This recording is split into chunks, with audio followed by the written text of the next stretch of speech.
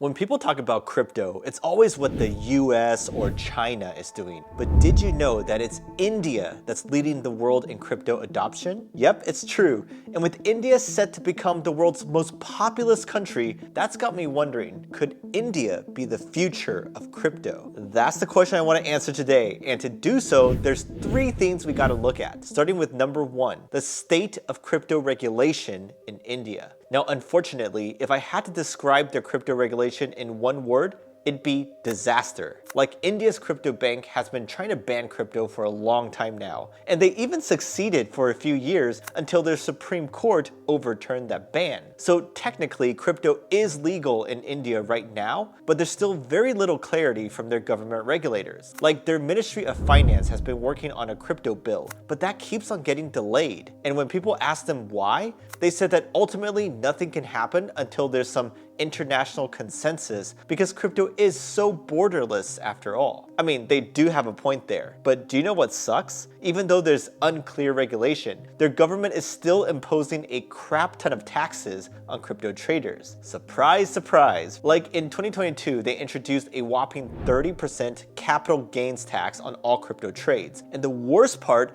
is you can't offset your losses with this tax. So if you made $1,000 from one trade and lost $1,000 from another trade, you'd still have to pay taxes on your profitable trade. So it's a win-win for the government, but a lose-lose for the trader. And yet, that capital gains tax is not even the worst tax that they've added. There's this other TDS tax that basically takes 1% away from you every time you buy or sell crypto. Imagine that. If you make multiple trades a day, you'd have to pay a fortune. So yeah, if it were just from the regulatory point of view, the answer to our question would be a flat-out no, that India is not the future of crypto. But as we all know, what the government does is only one part of the picture. And another part of the picture is how crypto businesses are doing over there. So that's the second thing we gotta look at. And of course, we gotta start with Polygon, the most well-known Indian project out there. Now, would you be surprised if I told you that Polygon doesn't even consider themselves an Indian project? Like, yes, they were founded in India,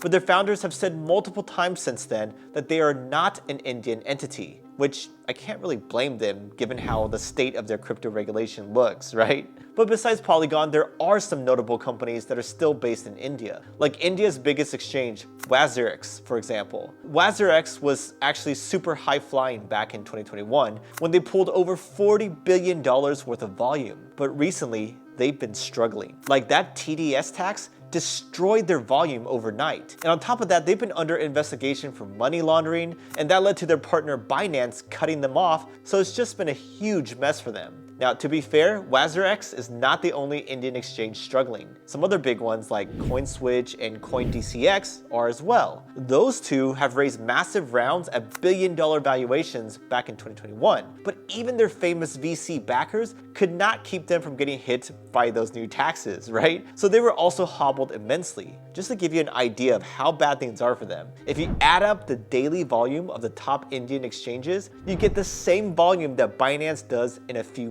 minutes. Yep, no joke. I'm comparing 24 hours to just a few minutes here. I think it's really a shame because without that tax, I think most Indians would trade on their local exchange instead. And that of course would be beneficial to the whole Indian crypto ecosystem. But I don't only want to focus on the negatives though, because there are some bright spots over there too. For example, Vitreya Technologies is a startup that uses blockchain to improve the health insurance process. And the Indian securities regulator is using blockchain to monitor various debt securities. Now, admittedly, those are probably in-house private blockchains and don't have much to do with public crypto. But I still wanted to mention them because they give us an idea as to the potential of this industry in India.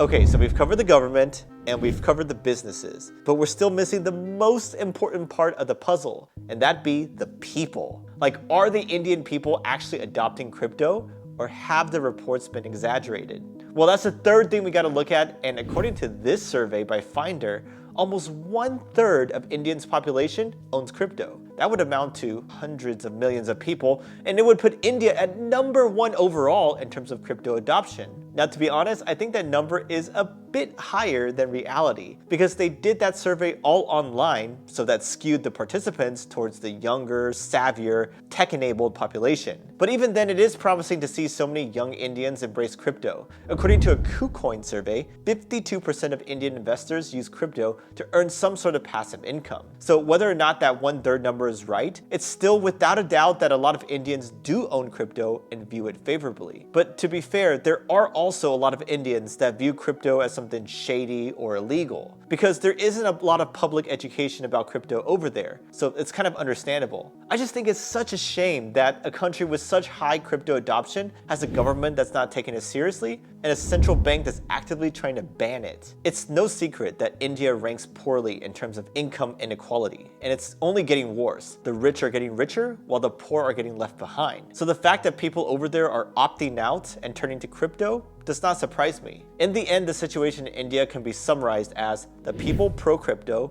central bank anti-crypto, and the Ministry of Finance too lazy to satisfy both with a bill.